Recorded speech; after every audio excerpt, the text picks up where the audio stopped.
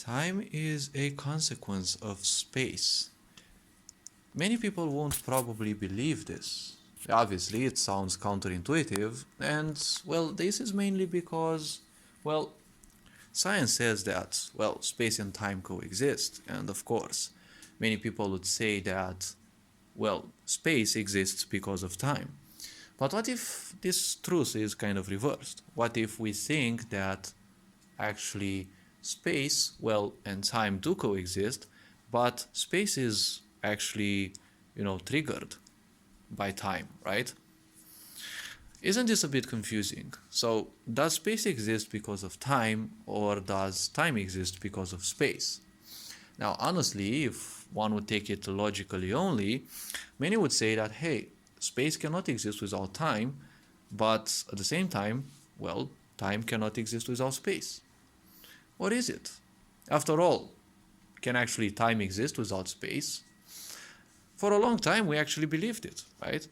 And this is a bit funny because, well, space for a long time has been considered as simply null and void. So if space was void, right, outside our planet there was simply nothing because we didn't know about anything, then comes a very interesting question. Is really time capable of existing without space?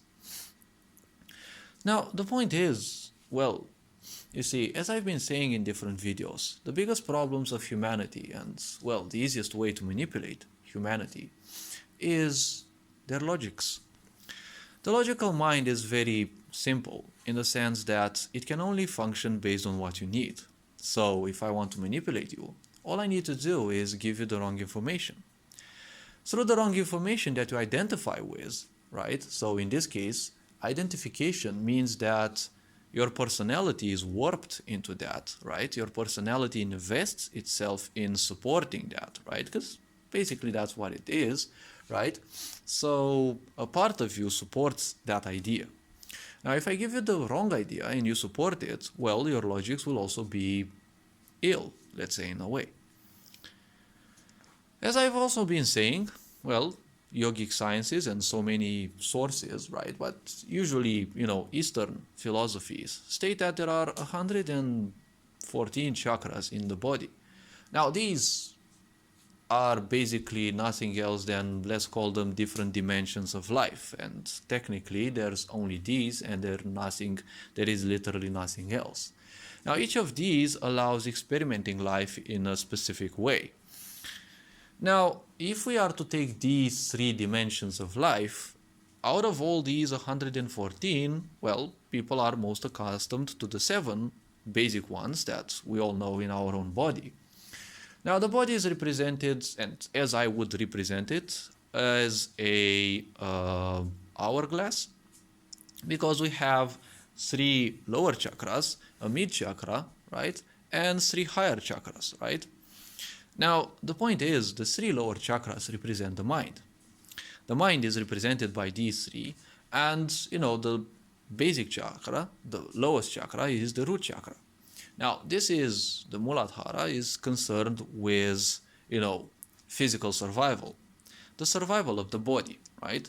It's also the first instinct that the child manifests when they are simply brought into the world through the mother's womb, right? The mother's womb is basically the first gate, right, through which they get into life. It is also, well, in a way one may say that they enter through the root chakra of the woman. Well, I'm not sure if it's exactly specifically that, because, well, I am not fully accustomed to chakras, but the first chakra, right, the Muladhara, concerns the physical survival. The second one concerns societal survival and usually is represented by your relationship towards creativity and your relationship towards other people, right? Because it's societal survival. And it shows your relationship with your friends, parents, some say your relationship with yourself, but I do not accept this idea of the self, because the self is an accumulation of thoughts and emotions and ideas, so technically it is just an invention that we make use of. And in many people's cases, to an extent in which it is a very good, how to put it directly as usual, it is a very good excuse, to not do something better. right? It's a very good self-limitation that many people embrace for the sake of not doing something better with their life. So, shortly said, some people embrace the idea of being dicks because, well, it's much easier than doing something responsible, right? Let's not forget that ignorance is basically nothing else than, well, running away from responsibility. So, the point is, the third chakra represents the willpower, as many people say. So, after Swadhisthana, right, comes Manipura. Manipura represents the survival of the so-called self. It is the doer, right? Energy. It is the personal power, as many people say. But they forget that person, okay? This person is exactly the same thing as the self. So I would say more like own power instead of personal power, because when you say personal power, you're investing your own energy into something else. You're investing your energy instead of your own, right? In you as you wholly are, right? As a whole, you're investing your energy into feeding the self. And you can see why people are suffering. People are feeding these fake selves, okay, because honestly, there is no such thing as an honest self. Many would ask, but why? Well, an honest self is, well, technically inexistent. It can't simply exist. And of course, this is a personal opinion, but think about it clearly. It is nothing else than an accumulation. Your imagination works only based on what you know, right? Because you can only imagine things that you know.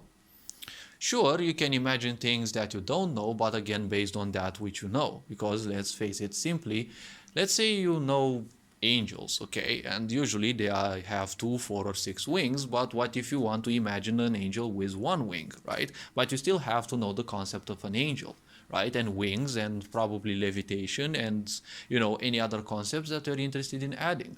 So your intellect can only fight for supporting things that you accept and identify with. Your intellect is a shield, right? It is an ancient construct whose purpose is to defend you, right? And especially your choices. And now it defends them so ferociously, and you can see it in so many people. Once they identify themselves with something, they're like capable of dying for that, right? So this self is a very dangerous thing because, well, people invest in that instead of in, well, dumb, okay? Because I can't say themselves, right? Because, you see, I don't venerate the self. The point is, I kind of realize I am nothing in the end because, well, whatever be, well, I can't join any group. It's like a kind of a universal law. If I want to join something, I have to give something away from me, right? Like, take any war, okay, any of these disputes that are today, right? Like, let's take together the idea of, vaxxers and anti-vaxxers, right? This is a whole big, war, okay? And let's take it like this. So some support one idea, some support another idea. Me being neutral as usual, the point is I can't join any of the two sides without giving a huge chunk of myself out. Because to support just one single idea, I have to simply rid myself of all the others, and I have to join those, right, by doing that, which means like severely crippling my freedom of mind and my freedom of speech, because you can't join a group and say something different than they're thinking, right? So ultimately, both of the sides are sad, right? Because, well, each side is sad that the other side doesn't understand. So it doesn't matter if you're a vaxxer or an anti-vaxxer. It doesn't matter, this or that. Ultimately, all the sides in all the wars that we have and disputes that we have on the planet, they're all sad. Like, take, for example, my case, right? Another person of, aged, well, around my age, right? They might be married. In my case, I'm not. But the point is, well, I'm sad that, well, certain things don't go well in my life. Let's say an example. And they're sad because, let's say, their favorite football team, well, didn't win the match. Now, it doesn't matter, if my case is more important than theirs, because to both of us, it is, each is important, right? They care about their football team or something similar or whatever they care about, and I care about my own ideas. So the point is, it doesn't matter what we both believe in, ultimately we're both sad, right? So the self can be a very tricky and dangerous situation. Now the self is also created along with the being, right? Because you can only exist in a certain self and you can only perform actions based on a certain self, which you're basically doing, and you're kind of like a state machine, right? You're switching just like a gearbox from one, let's say, personality to another. You speak to your own spouse, you have to be a certain being. You speak to, I don't know, your teachers, you speak to your boss or to whatever, to your parents. You know, each situation kind of requires a different approach, right? Just like in some of those end game levels, right? In any game that you're playing, right? Each dungeon is like, you know, you take into account a certain person and you relate to them, right? You want to do something, you want to date them, you want to speak with them, you want to exchange some information, you want to comfort them, whatever, spend some time with them, you know. It's like every time you need a different build, a different setup, something like that, right? There needs to be a different strategy. But the strategy, again, is nothing else than an accumulation. And of course, the mind and your imagination both go based on what you know. So that is the most important thing. And the self, right, the third chakra, right, is the last one that represents the mind. Now, the mind is only represented by 3 chakras. The mind's superpower is that it can show you literally anything, and you will take it for granted. It will take it as if it's the most important thing and nothing else can be as important, right? Why? Well, on this principle, there is the belief. A belief means accepting something without a necessity for proof. So the point is, well, let's actually discuss a bit on it. So belief means accepting something without a necessity for proof. A belief only exists and only exists based on ignorance. Why? Because ignorant people. What does ignorance mean? Well, as of what I've been saying in previous videos, ignorance means one thing. It means accepting something, or actually accepting everything, without boundary, without any sort of, you know, boundary. So you're technically literally open to everything, right? There is basically a full ignorance of your own discernment. Because when you can discern through things, right, you have boundaries, because that's basically what discernment means, right? I don't like that person because, right, there is a certain sort of discernment, right? Ignorant people do not discern, right? You hate your teachers, you don't know why, right? They piss you off, probably you're not even wondering why, but, you know, funnily speaking, they're always in your mind. So honestly, why do you think you're ignoring them? Because ignorance means full acceptance. You're fully open to them, right? On top of that, let's say you hate your parents for certain things, right? They're annoying, so you instinctively hate them, right? Not instinctively, impulsively. Now, impulse, again, is another proof of ignorance. But at the same time, you are ignoring your parents, but funnily speaking, they're always in your head, right? Someone tells you you're stupid, right? You're ignorant, so you're accepting that. And you're fussing away for that. You're fussing your way for that because you accept that you're an idiot, which is a proof. Because if you sit a bit for a while, right, pleonastically speaking, and ask yourself, okay, so where the heck is this proof, right? Where the heck is this proof? Now the point is, well, where the heck is this proof? All I can say is, well, the proof is simply nowhere. Why I can say this? Well, simply because the proof is basically nowhere. So why are you fussing about that? Well, it's just because you're ignorant and you're accepting literally everything without a necessity for proof. So with these being said, the point is, the mind is represented by 3 chakras. So out of all the 114 that represent different dimensions of perception of life, right? The mind only broadens over 3. So now as the mind broadens over 3, then you have a little problem. Many people believe that they know the world, but they can only express, you know, themselves, and they can only understand only 3 dimensions of this whole universe and everything that exists, right, beyond physicality and such. they can only express it through three, you know, through three layers of it, let's say. So three different dimensions, which are represented by the mind. But there are 114 of them. So the question is, why do people think they can understand the whole world by just their mind only, right? Let's not forget that the mind only functions on the principle of accumulation. Everything that you know comes from an external source. Even creation. When you use your creativity, all those ideas come from somewhere. All those ideas come from somewhere. So the question now comes as, finally we are a bit more aware that you cannot, know things, right, without actually learning them. It's called cognition, right, when you encounter something for the first time. And then it's called recognition because you know that something is already known, right? So you make use of that already. That is recognition, right?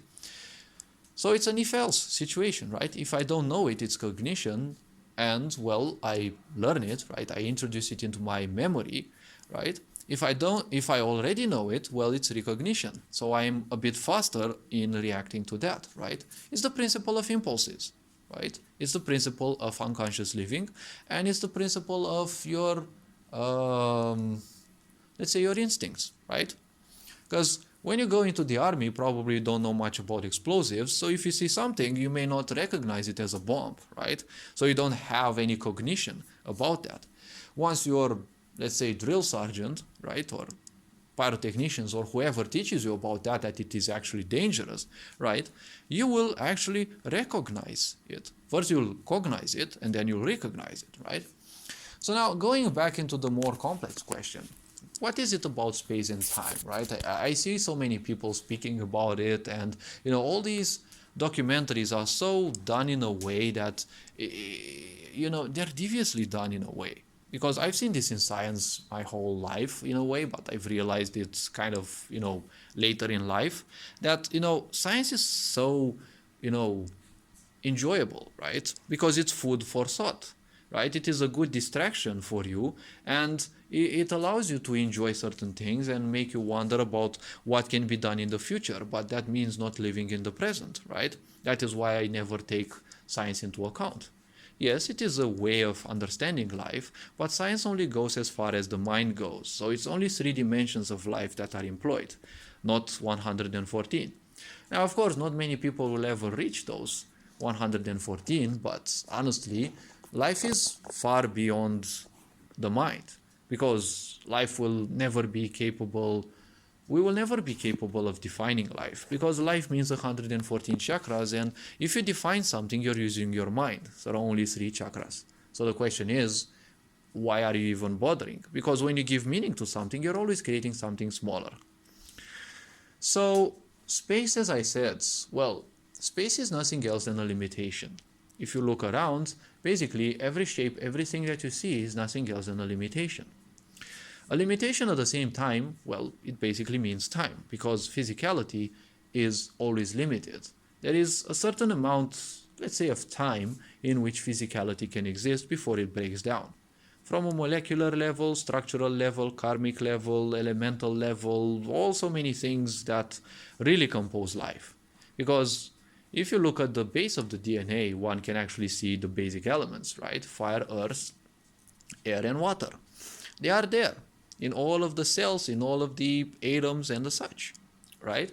They also have impulsive natures, okay? And which influence each and every element, which influences our DNA, which influences our cells, and through our ancestors, we also have also many impulses and the such. One of the big reasons why, astrology can be used to portray the truth. But usually, and kind of always, astrology presents points from an unconscious level. So it tells you how certain energies will influence you. But you'll be fully influenced if you are unconscious. If you are aware and alert of situations, and you are breathing right, you are thinking right, you're not overthinking, if that happens, then basically things are good, because you're going to be less influenced by those energies. How it will influence you? You can only experience good things when you are, the more aware you are. So as I was saying, trying to bust these ideas that many people are saying, because they're just allowing their mind to come up with all so many ideas which they identify with, then they believe they're true, and then they propagate them on others through, cheeky, cheesy documentaries to always keep people distracted from living in the present. Right now people are thinking about colonizing different worlds and going on the moon and on the Mars planet, so many inventions like nanites curing your cancer diseases and also many like that. But we want to live we want to live towards other planets. So we've laid waste to this planet and we want to colonize other worlds. What makes you think that, well, colonizing other worlds will be a good thing? Because we'll lay waste to those as well. We are still ignorant, and we are just running away from the responsibility that we have created a mess for our children, and we don't want to solve it. Simply put, well, the truth cannot simply be denied. This is the only truth. So space and time are somewhat correlated, right? They are both born in a way, because when you have physicality, you automatically have time. So time is a consequence, in a way, of physicality. Because when you have a limitation, automatically time is put on it.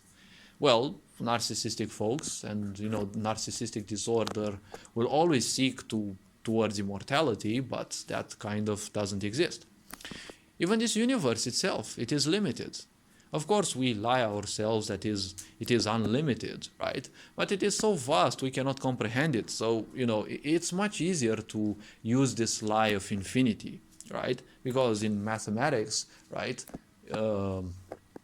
there is this daunting concept named infinity, right? But this concept doesn't exist. Sure, you can always add, an extra number and an extra number and an extra number, right? And make it, like a bazillion number of letters well, you can have a number, let's say an infinite in length. Yes, but the point is, logically that can be done. But you won't be needing to do that practically, because in life you shouldn't be taking theory too much into account. Yes, theory is important, but practicality solves things. And when you take mathematics into practicality, you won't be needing big numbers anyways, right? Like you will need big numbers to measure some distances in space or something like that. But the point is, you can always create a unit of measure that, is bigger than what we currently have, so that you deal with certain units. Because honestly, you'll never need big numbers, right? We never need big numbers. And that is just simply a point, because it takes a freaking long time to write a number that is, 32 numbers in length, right? So the point is, if something has 32 zeros, it takes a long while to actually write it, right? So we had made several other ways. So honestly, everything is limited in its own way. The universe, again, is huge, right? We cannot measure it necessarily. And of course, it's easy to lie ourselves that, well, it is infinite, right? Because ultimately we are running away from the thing that it is limited. And, if we accept the thing that it is limited, I'm sure there will be those wackos who will want to measure it, right? Because they don't have anything in life, and distractions are always needed to run away from the responsibility of making your life much better, right? That is the reason why scientists usually fail in life, and usually they feel bad about life. They always pursue something. Yes, it is very good. They work their whole life. Most likely they don't achieve much. And, well, they will try to create some lies. They will try to create certain things. And secondarily, why should I ever take science that much into account when science is always, scientists are always governed, by governments and corporations that pay them. So if you're also paid to do your research, I'm sure you're also paid to keep your mouth shut if something, groundbreaking is made, right? So if people control what science comes to my ears, right, and to my eyes, well, I prefer using my discernment and, going deep inside. So if you've ever been wondering whether, space and time are the same, or which exists because of which, Well, this is an answer I made up. Okay, I made up. Well, I gathered opinions and ideas and I, conducted some introspection. And of course, this is what I came up. So feel free to, you know, speak on this, think on this, take it the way you may like. Of course, I'm not transmitting my ideas so that I have other people forcefully accept them. You are appreciated. Take care of yourselves, become more introspective, and you'll see that the things that you are looking for are just there inside of you, looking to be found. So, all this being said, you are appreciated. Take care. Ferenc Board signing out.